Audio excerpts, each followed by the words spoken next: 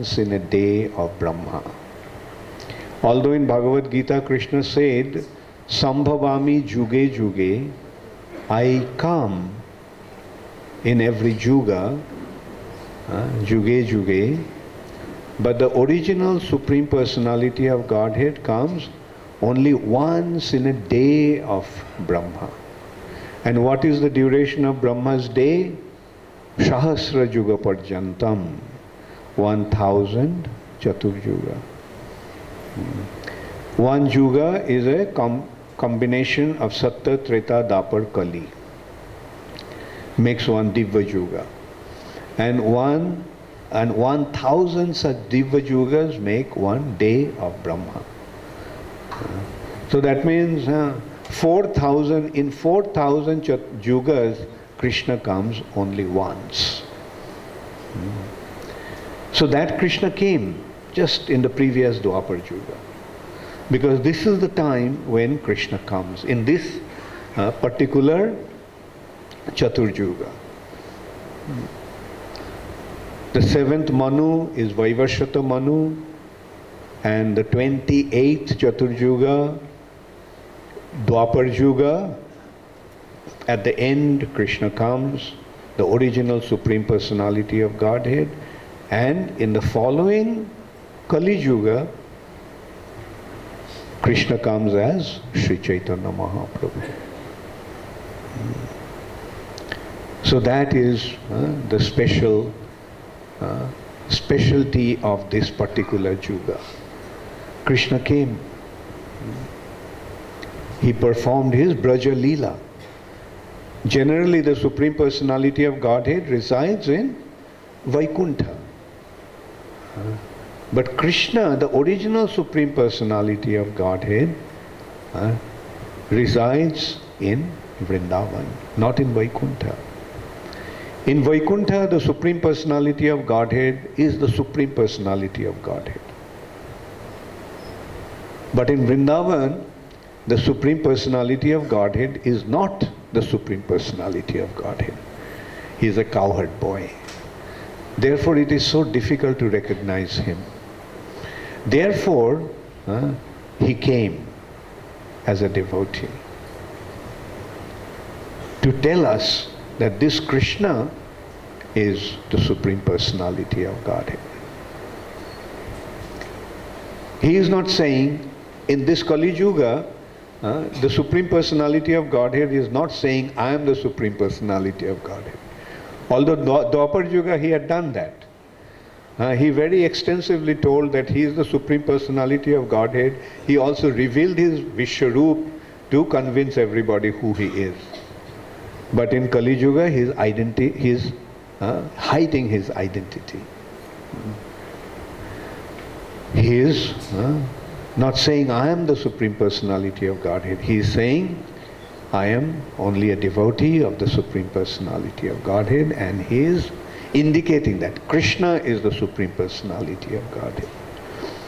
And not only Krishna, the Supreme Personality of Godhead, he is specifically mentioning which Krishna.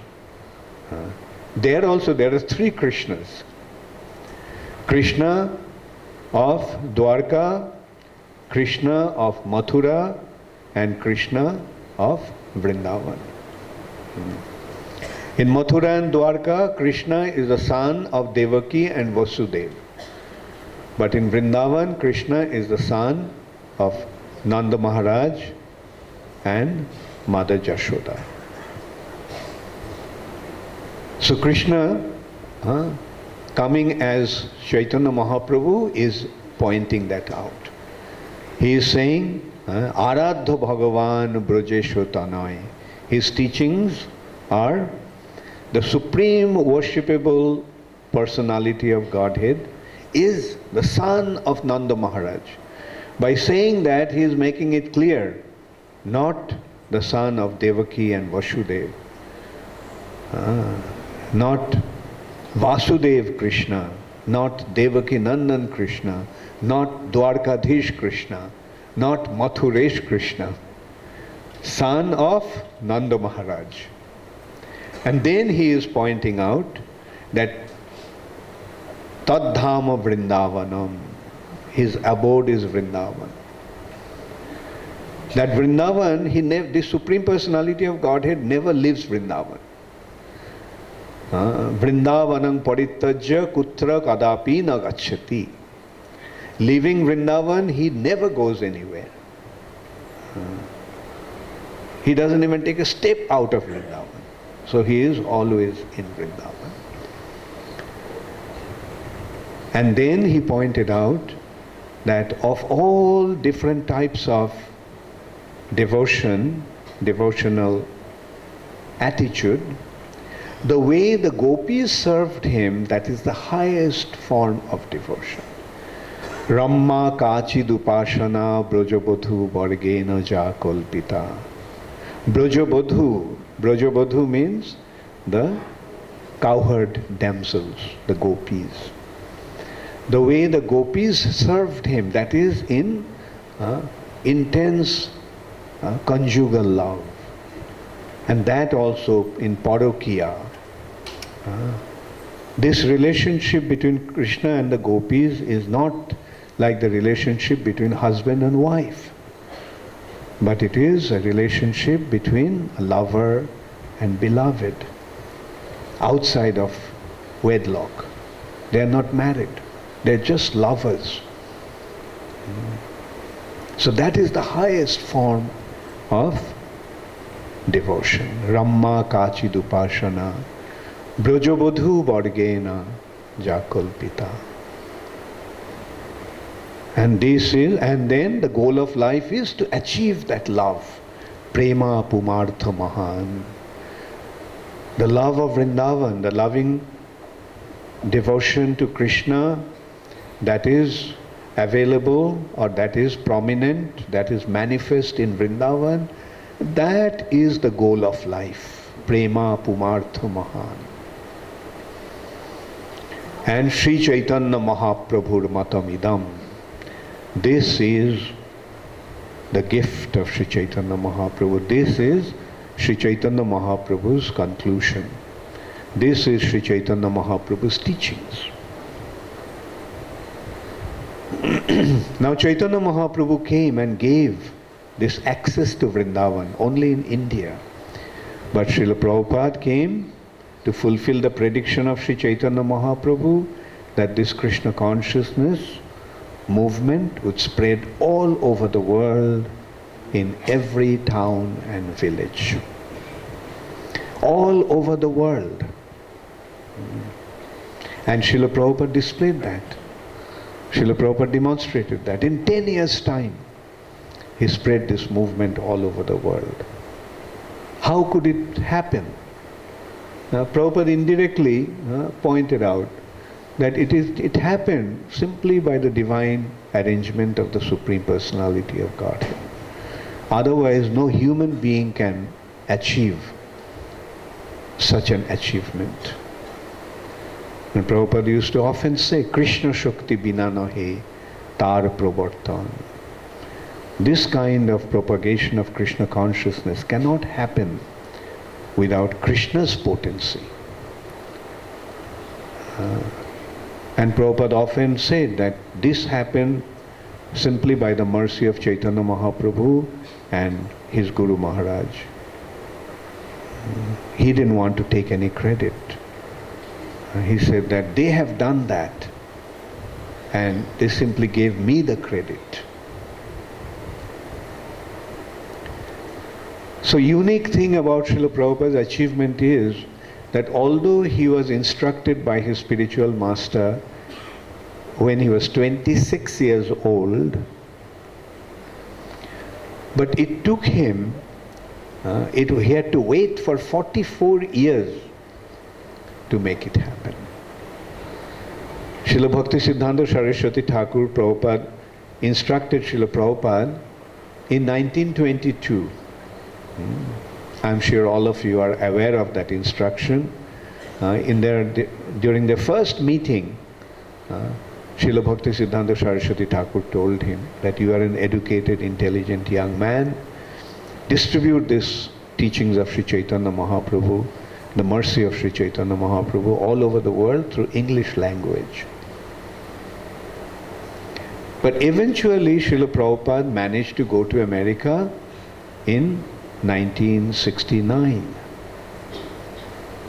I'm sorry, 1965, when he was 69 years old. He arrived in America when he was 70 years old. And he started this mission of spreading Krishna consciousness all over the world. And then we see, at the age of 70, Srila Prabhupada started the movement practically without any money, without any support, but in 10 years' time, he spread it all over the world. So how could it happen? Has anybody ever have done anything like that in the past? No. And not only that, Prabhupada secured this mission even after his disappearance through establishing an institution, ISKCON, which is going to make it happen for thousands of years to come. Srila Prabhupada came, in 10 years' time he established Krishna consciousness all over the world, and he established an institution through which this movement, we can see, is continuing to spread. We notice different spiritual institutions, spiritual organization disintegrate soon after the disappearance of its founder. But that didn't happen with ISKCON. About 37 years after Srila Prabhupada's disappearance, ISKCON is still there. And ISKCON is spreading Krishna consciousness all over the world. When Srila Prabhupada left the planet, Prabhupada established 108 temples all over the world.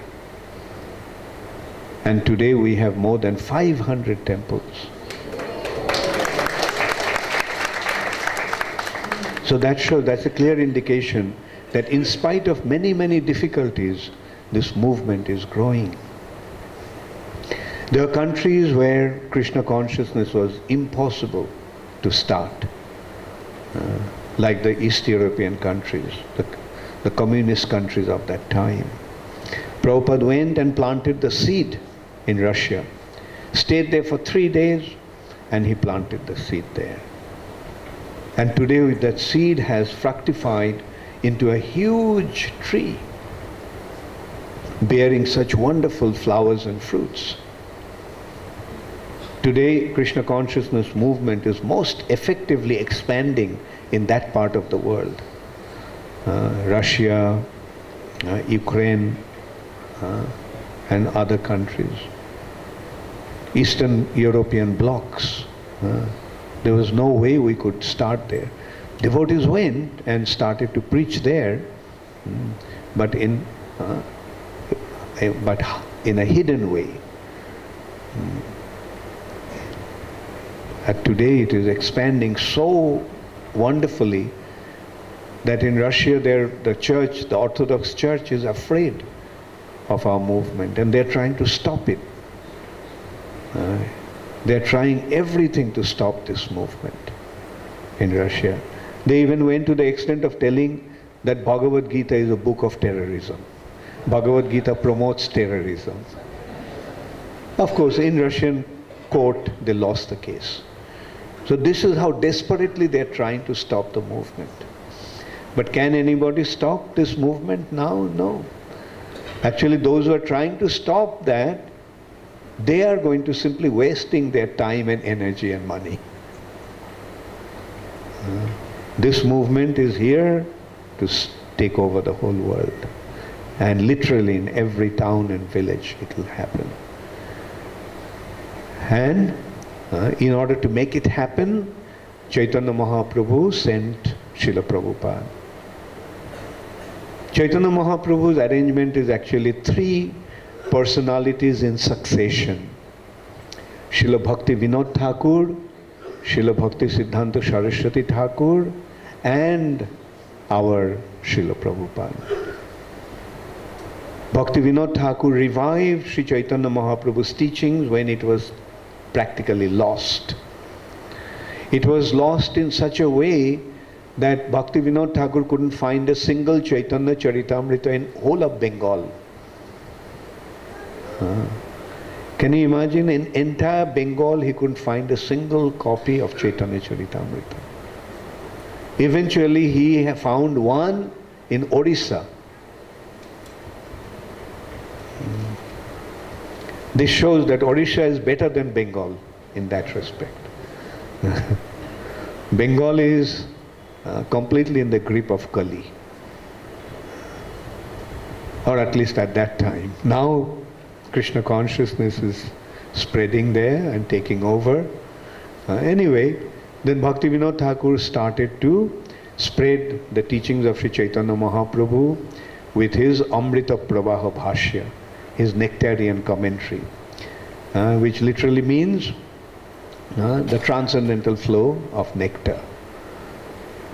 And he established Krishna consciousness at that time, revived Sri Chaitanya Mahaprabhu's teachings. Then Bhakti Siddhanta Saraswati Thakur came and spread it all over India. And then Srila Prabhupada came and took it out of India and spread it all over the world. So these are three most wonderful personalities who appeared by the divine arrangement of Sri Chaitanya Mahaprabhu. And then Srila Prabhupada created that ISKCON to continue the mission.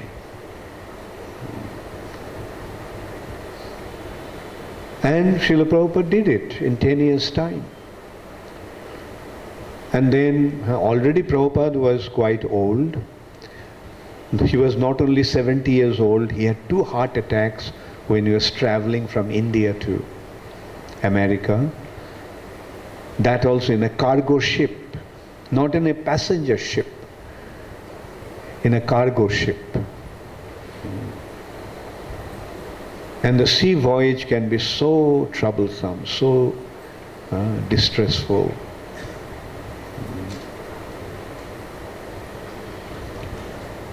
Two years back, we were in a cruise in Europe, and that was, you can say, first-class arrangement, 5-star arrangement on the ocean. But still devotees were becoming sick just in 9 days, 11 days of trip. Mother Maluti was there also in that trip. And devotees were becoming, although such wonderful arrangement, first class, 5-star arrangement, but devotees were, that is how, so from that we can actually understand, we are also talking among ourselves, what did Prabhupada go through in a cargo ship, and not just one port to another port every day, continuously for about 1 month, stopping in only 1 or 2 ports. And Srila Prabhupada, during that voyage, Srila Prabhupada had 2 heart attacks. So finally he arrives in America. Prabhupada didn't know where he was going to stay. Fortunately, some generous individual made some arrangement, but that arrangement also was not confirmed. Prabhupada just wrote to him, I am coming on such and such day. And that person made that arrangement for Srila Prabhupada. And Srila Prabhupada stayed there for a couple of weeks. And then after that, Srila Prabhupada went to New York and he started the movement. And from then onwards, it is the most wonderful happening in this world.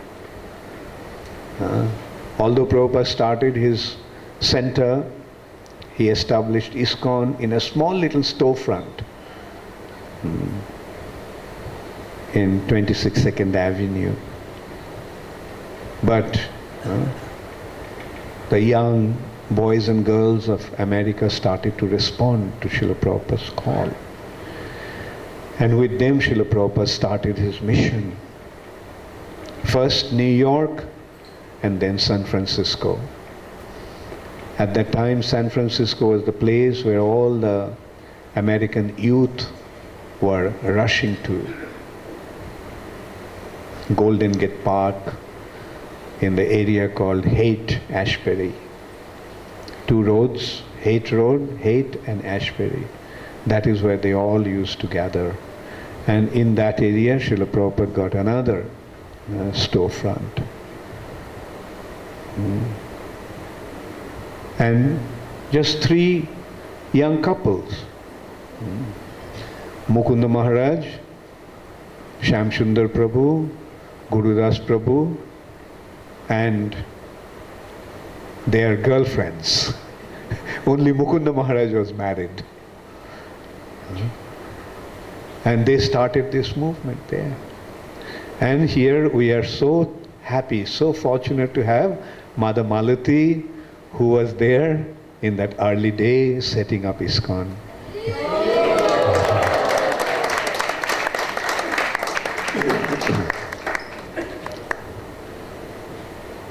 And these are the devotees who came forward and helped Srila Prabhupada to establish ISKCON those days. Vrindavan, we see so many such senior devotees. Here also we have Mother Parvati, who also joined at a very young age and committed herself completely to Srila Prabhupada's mission. And she is still serving so wonderfully.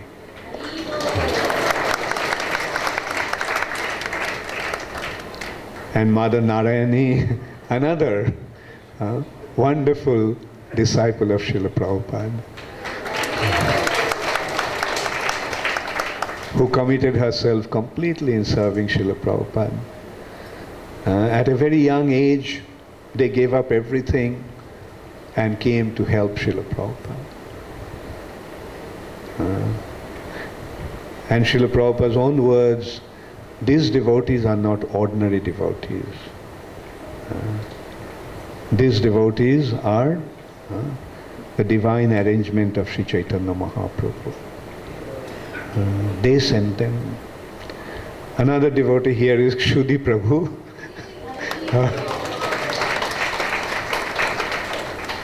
He was only 18 years old at that time. And he wanted to do something wonderful for Srila Prabhupada.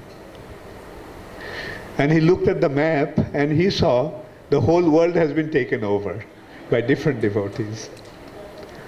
The only place that was left is Africa. So he decided to go to Africa to start Krishna consciousness. And can you imagine just an 18-year-old? You're 18 at the time, right? 19, okay, 18, 19, not much. I looked about 13 though. I looked about 13 years old. Oh, okay, he moved into the temple when he was 13 years old. And he went and he went and told Prabhupada that he wanted to go to start preaching in South Africa. He selected South Africa. It was a wonderful place. And then Prabhupada gave him the support. He sent a sannyasi with him. Tushta Krishna Maharaj. Oh, Rishi Kumar and sannyasi was... Oh, he came afterwards. Tushta Krishna. And who are the other devotees that joined Srila Prabhupada? Is there any other Prabhupada disciples? Please raise your hand. Okay. Anyway, so these are the devotees. I can see that some of them are feeling shy to identify themselves. They came and helped Srila Prabhupada. Once a devotee was lamenting to Srila Prabhupada, Prabhupada, I wasted so many years in all kinds of sinful activities. And Srila Prabhupada said, no, that was all superficial. Because as soon as I called, you came. So that's another indication that these devotees were placed in different parts of the world to assist Srila Prabhupada. They were just waiting for Srila Prabhupada to go there. And as soon as Srila Prabhupada came, they all gathered around him and assisted him in his wonderful mission.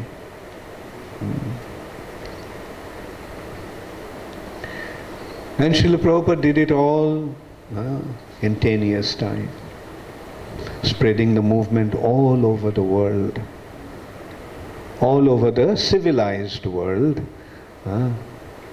because at that time, the few places Prabhupada himself could not establish at that time, one are the communist countries. They were behind the Iron Curtain. But we can see by Prabhupada's divine arrangement, today those places also have become Krishna conscious. Krishna consciousness is spreading. China, a hardcore communist country, do not believe in religion at all. And today Krishna consciousness is spreading most wonderfully in China. Most really the Chinese government haven't been able to figure it out. Otherwise they will try to stop ISKCON's activities there. And that also was done in such a wonderful way by Srila Prabhupada's very wonderful disciple Tamal Krishna Maharaj. Once Prabhupada was and Tamal Krishna Maharaj was talking about his service. And half jokingly, or rather just like that, Tamal Krishna Maharaj, who was quite frustrated about his service, then he said, then should I go to China? Meaning, should I go to China, meaning like a place which is impossible. The Prabhupada said, that's a good idea. And so Tamal Krishna Maharaj went to China. And mind you, those days in those communist countries, if one was caught, no one knew what could have happened to them.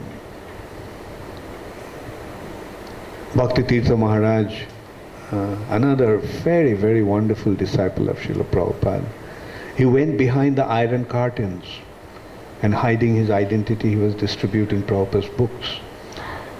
He was collecting standing orders, meaning from the libraries and the universities, he was getting the orders that as Prabhupada's books should come out after being printed, they will get the books.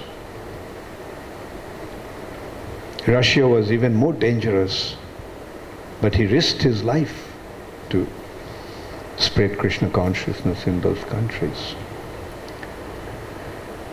Tamal Krishna Maharaj, hiding his identity, like he used to go there as a representative of some American company.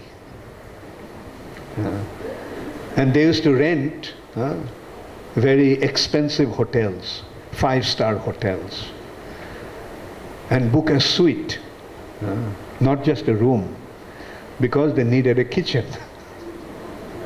They would smuggle in the pots and stoves and bhogas and spices, and they would cook a feast and invite people to come to the hotel. And that is how he was preaching, with a group of devotees with him. The first time Tamal Krishna Maharaj went there in China, you know how he went? He went there as a liquor salesman. Because one of our godbrothers was Drishtadumna Swami. His father was the vice president of Seagram, a very famous whiskey making company. They are considered to be the best whiskey makers in the world. And he had to go there, so he had to take his help. Drishtadumna Maharaj, his father, gave them the thing that as if they are going to China to sell their products. So he went there with a group of two other devotees with him, and this is how he started. And he made his base in Hong Kong. And in Hong Kong, he saw that the Chinese people are not interested in God consciousness. Tamal Krishna Maharaj once told me that in the Chinese dictionary, there is no word for God. The culture is so atheistic that they do not have any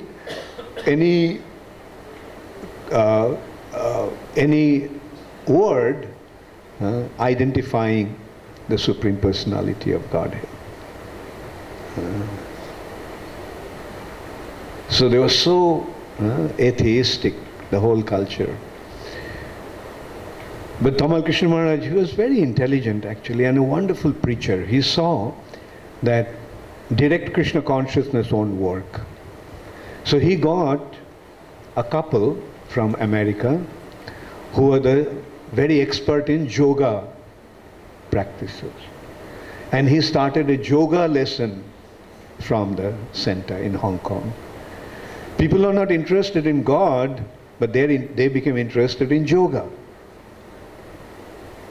And the amazing thing is, through these yoga classes, within 1 year's time, they made 12 devotees. And very nice devotees. Actually, when the Chinese become devotees, they become very good devotees. We are seeing that in China today. So anyway, this is how Tamal Krishna Maharaj started the preaching in China. And then we are seeing gradually the world is opening up to Krishna consciousness. Russia, that were persecuting our devotees, Russia, communism collapsed and came glasnost and perestroika, 1987. Russia changed. China also, although they are saying that they are communist country, but China has become the most intense capitalistic world today. So anyway, this is how all kinds of wonderful things are happening all over the world by the divine arrangement of Sri Chaitanya Mahaprabhu through His Divine Grace, H.H.Bhakti Vedanta Swami Prabhupada.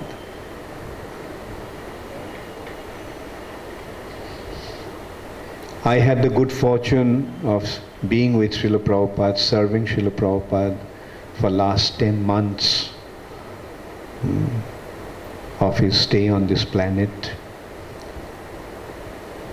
Srila Prabhupada, I met Srila Prabhupada in January 1977, and very mercifully Srila Prabhupada allowed me to serve him personally. At that time, Srila Prabhupada's health condition was quite frail. Srila Prabhupada came back to India, and he first went to Bombay, and from Bombay, Srila Prabhupada went to Prayag, Allahabad for Kumbh Mela in 77.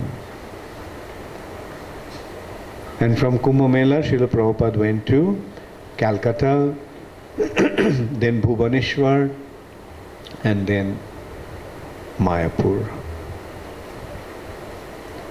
I had the good fortune of meeting Srila Prabhupada in Kumbh Mela for the first time. And then I had that exceptional good fortune of traveling with him in a train, in the same train that he was going to Calcutta. And I was formally introduced to Srila Prabhupada in the train. And during our first meeting, Srila Prabhupada asked me to translate his books into Bengali.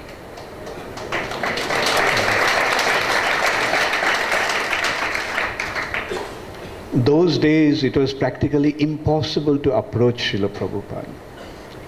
I have seen devotees used to come, fly all the way from America, Europe, Australia, and they could barely get a few minutes with Srila Prabhupada. But at that time I had the good fortune of being with Srila Prabhupada all the time.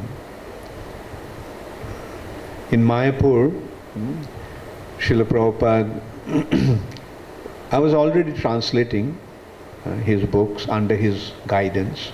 I used to translate, take them to Srila Prabhupada, and Srila Prabhupada used to correct me. And if sometimes Prabhupada liked the translation, he used to appreciate it. I started off with Bhagavad Gita, and Srila Prabhupada was guiding me.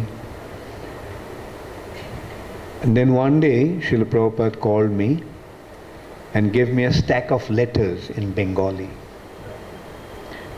And he asked me to reply them. The way Prabhupada wanted me to reply was, I used to read the letter out loudly to Prabhupada, and then Prabhupada used to give me points what to write in reply. And then I used to formulate the letter in reply, and I used to take it to Srila Prabhupada, read it out to him, and sometimes Prabhupada used to make some corrections, and then I used to make a final copy, handwritten copy, on Prabhupada's letterhead. I used to write the letter, and then Prabhupada used to sign the letter. So I got the assignment or the service to reply his Bengali letters. When I finished his Bengali letters, Prabhupada gave me a stack of Hindi letters, and he wanted me to reply. At that time I told Prabhupada, I can write in Hindi, but my handwriting is not so nice. Prabhupada said, don't worry, nobody's Hindi handwriting is nice. Then Prabhupada told me a joke. He said, one person received a letter from his friend in Hindi. So he wrote back to him, look, next time you write to me, please send me the train fare also to go to you. So he asked, why do you want me to send you the train fare? So he wrote back that in order to figure out what you wrote, I have to go to you. Because you only can figure out what you wrote. Anyway, this is how Prabhupada joked about that. And then Prabhupada made me his secretary for Indian affairs, and he asked me to move into the room next to his, where Tamal Krishna Maharaj was staying. He was his secretary at that time. So this way I had another good fortune of sharing the room with Tamal Krishna Maharaj. And as long as both of us were serving Srila Prabhupada, wherever we went, we always stayed together in one room. And so this is how I had the good fortune of serving Srila Prabhupada. Then from Mayapur, actually in Mayapur only, Prabhupada's health condition deteriorated quite badly. From Mayapur, Prabhupada went to Bombay. In Cross Maidan, a very wonderful program was arranged for Srila Prabhupada. Giriraj Maharaj was the temple president of Bombay Temple, and he arranged this beautiful program where thousands of people used to come every night. So after that program, during the program, Prabhupada stayed in Bombay in the house of one life member, very close life member, very intimate friend of ISKCON, Kartikeya Mahadeviya. He actually vacated his entire apartment, very luxurious apartment, on the sea face, just on the beach, beautiful apartment. He moved out with his whole family from that apartment and allowed Prabhupada and few of us who were accompanying Srila Prabhupada at that time to stay there. Then after that, Srila Prabhupada moved into Bombay, Juhu temple. By the time Prabhupada's quarters was complete, so Prabhupada was staying there. He stayed in Bombay for some time. And when Prabhupada was in Bombay, two very important personalities came to meet Srila Prabhupada. They were the ex-governor of Madras, Shriman Narayan, and his brother-in-law, the proprietor of Bajaj Industries. He was the chairman of Bajaj Industries. They manufacture Bajaj scooters, Bajaj electronics, Ram Krishna Bajaj. So they were very close to Srila Prabhupada. They used to love Srila Prabhupada a lot. So they came to see Srila Prabhupada in Bombay one day. And when they saw that Prabhupada's health condition was not so good, they suggested, Prabhupada, why don't you go for a change? That's the expression they used. Why don't you go for a change somewhere? And they suggested Rishikesh. And Prabhupada liked the idea. Prabhupada said, I've never been to Rishikesh. And Prabhupada said, yes, the water of Ganga will cure me. So from Bombay, we went to Rishikesh. But when in Rishikesh, Prabhupada's health condition deteriorated. One night, when I was attending Srila Prabhupada, actually all of us, one of us always used to be with Srila Prabhupada at night. We never left Prabhupada alone, and we used to stay up just in case Prabhupada needed something. And my shift was from 12 to 2. So it was at about 1 o'clock that Srila Prabhupada called me, and he told me that the time has come for him to leave the planet, and he wanted to leave his body in Vrindavan. So please make arrangements to take me to Vrindavan immediately. That came to me with such a shock. I practically started to tremble. And I ran downstairs and woke up Tamal Krishna Maharaj and told him what Prabhupada was saying. So Tamal Krishna Maharaj also jumped out of his bed and ran upstairs, came to Srila Prabhupada, and Prabhupada told him the same thing also. The time has come for me to leave the planet. I want to leave my body in Vrindavan. Please take me to Vrindavan.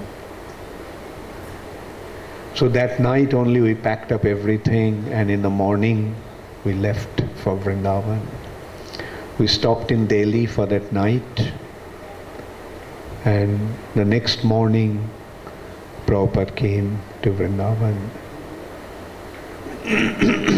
The devotees in Vrindavan did not have any idea what was actually happening. They were so ecstatic that Prabhupada is coming. Practically unscheduled, unannounced. All of a sudden they got the news, Prabhupada is coming. The next day. So devotees were so ecstatic that Prabhupada came to Vrindavan. Those days, at that time, there were quite a few devotees in Vrindavan. Most of them were Westerners, Americans and Europeans. And the devotees greeted Srila Prabhupada at the gate, and Prabhupada walked to the temple, and Prabhupada had the darshan of the deities, and after that Prabhupada walked into his room, and all the devotees followed. And when they settled, Prabhupada announced why he came. And I vividly remember the transformation. They were so ecstatic that Prabhupada came to Vrindavan. But when Prabhupada announced why he came to Vrindavan, immediately their ecstasy turned into agony. They started to cry. And Prabhupada very compassionately, very mercifully started to explain that this is reality. Someday we all have to go.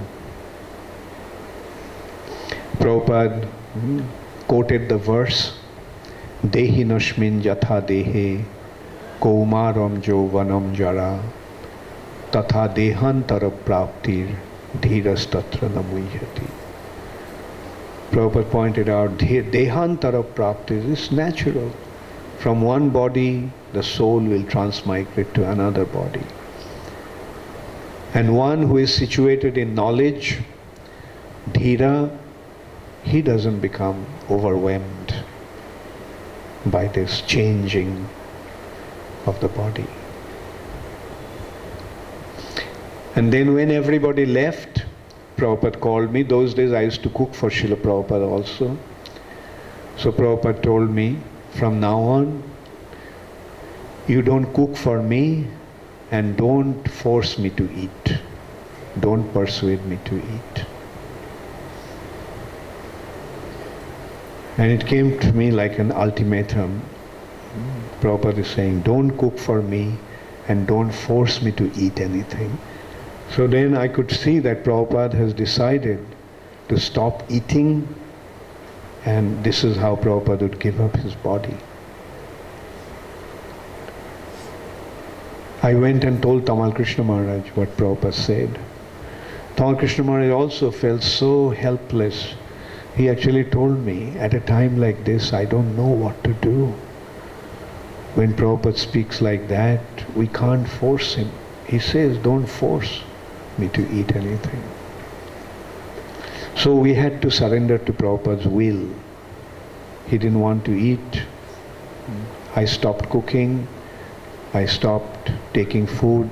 The only thing I used to take from time to time, I used to take some fruit juice, just in case Prabhupada would drink some fruit juice. Every 3 hours or 4 hours I used to change. But Prabhupada didn't take anything for about 3 days.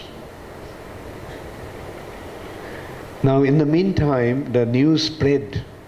Actually, when we stopped in Delhi, Tamal Krishna Maharaj phoned Adikeshav Maharaj, who was the GBC of New York. Those days there was no cell phone. What to speak of cell phone? Even to make any call outside of India was a practical impossible.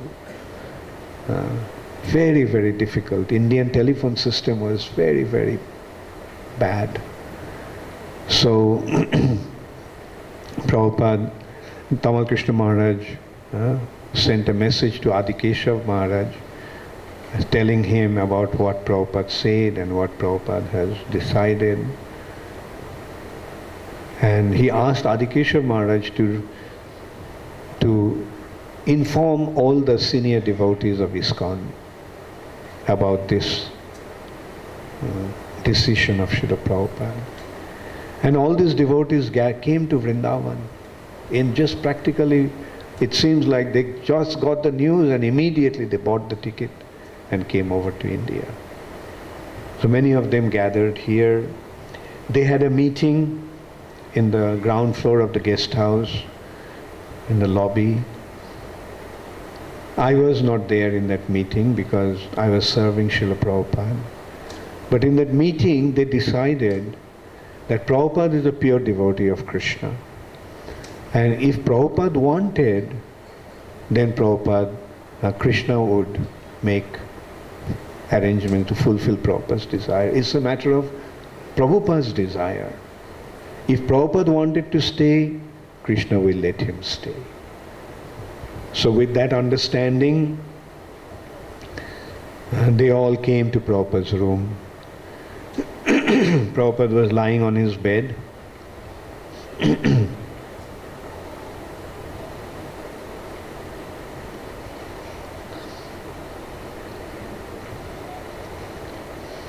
Kirtananda Maharaj, as the spokesman of all the devotees, told Srila Prabhupada, Prabhupada, you are a pure devotee of Krishna. If you desire something, Krishna will fulfill your desire. Please don't leave now. We are just children in our spiritual life. Now, if you leave now, we'll become orphans. What will happen to us? And while speaking like that, Kirtananda Swami broke down crying. Prabhupada placed his hand on his head and said, if that's what you all want, then I will stay. And everybody became so ecstatic. And then Prabhupada wanted to drink something. And I had that, a glass of pomegranate juice ready. So I immediately gave it to Srila Prabhupada. Then Prabhupada allowed me to start cooking. So I started to cook again. One day I served Srila Prabhupada some prasad. And after taking the prasad, Prabhupada asked me, do you know where is Gopinath Bazaar? And that was my first visit to Vrindavan. I didn't even step out of our Krishna Balaram temple premises. So I told Prabhupada, this is my first time, I don't know, but Prabhupada, please tell me what you want. To find out, the place won't be difficult. Then Prabhupada told me that in Gopinath Bazaar, there is an Ayurvedic doctor. His name is Banamali Kaviraj. So you go and tell him about me. And tell him that I wanted him to treat me. So I went to Gopinath Bazaar, and it was not difficult to find him. He was there. Vrindavan is a small place, and when I asked about Banamali Kaviraj, they pointed out a small little room which was his clinic, and he was a very old man. At that time Prabhupada was 82 years old and Banamali Kaviraj was 92 years old.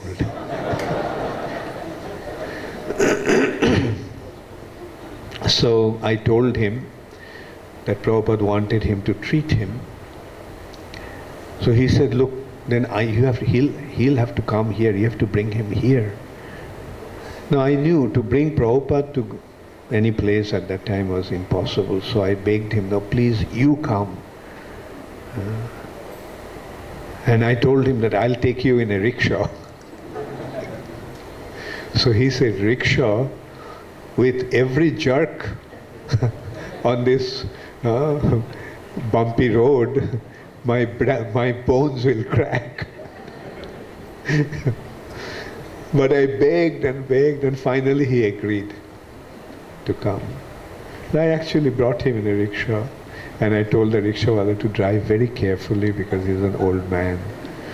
So he came to see Srila Prabhupada. And then, after checking Srila Prabhupada, he had told me that he has a problem. The medicine that you'd give, that medicine has to be freshly prepared. So I told him, well, we'll make arrangements for you in the guest house. You stay here. We'll make arrangements for you. He said, no, I have to go home. And so then I told him, then why don't you teach me how to make that medicine? So he liked the idea. So he took me to the field at the back, and he showed me 2 plants, and he asked me to collect the leaves from those 2 plants. One is called, those who know, one is called Punarnava, and the other is called Pathar Kuchi. And so after crushing the leaves, he showed me how to extract the juice, and then he gave 2 salts. One is white and the other was pink. And so he asked me the proportion to add it. And so 3 times a day I was giving that to, and every day he was coming. This time I used to take Prabhupada's car to bring him. Every day he used to come and treat Srila Prabhupada. And Prabhupada's condition started to improve. But when Prabhupada's condition started to improve, Prabhupada wanted to go to the West. And I told Banamali Kaviraj that Prabhupada